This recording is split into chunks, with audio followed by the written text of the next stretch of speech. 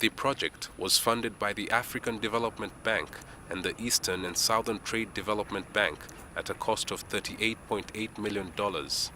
DOTT Services is also not only the contractor, but also it has investment arm in it through its subsidiary called Hydromax Limited.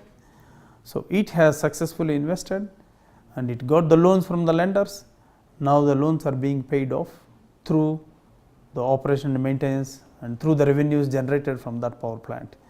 So that is a successful project and it's continuing with its generation for the next 40 years. The penstock pipe, measuring 1.1 meters wide, is fitted at 4 bay. 4 bay is like a small reservoir which takes water to the penstock, where it feeds into the turbines of the power generation unit. A gate was also created to allow water flow into the pipe. 3.5 cubic meters of water flows to the power generation house 330 meters away. We have installed several probes at several locations of the project, that is at the dam, at the river intake, on the penstock and tail race of the turbines, which monitors the hydraulic flow. The penstock was fitted using a steel pipe bending machine, one of its kind in East Africa. The penstock is used to avoid any leakage. The water pressure is so much that it can pierce into human skin. So it has to construct through several seasons of the weather, including the rainy season where the floods have been occurred. So there are a lot of construction challenges, but we had to overcome through the proper working methods, which includes the river diversions and temporary access roads.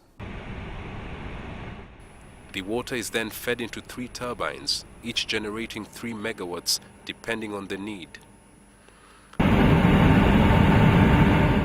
Machines have been fitted to monitor the water volume, the mechanical condition of the turbines and other machines. There's also a control room where the turbines are monitored.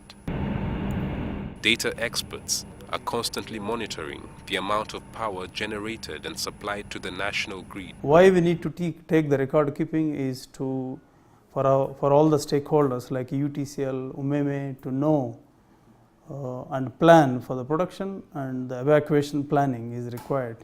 The station operates 24 hours daily, but that has come with challenges. Mostly in a year we have 2 dry spells, that is January, February and June, July. So in these 4 months we produce less than installed capacity. Hoima district gets its power from a 33 kilowatt power line. The pale blue waters were diverted to a channel 13 feet deep. The water snails for 1.4 kilometers into a steep escarpment near the power station. And our reservoir Spillway and a desilt basin which helps ensure that only clean water flows to the turbines.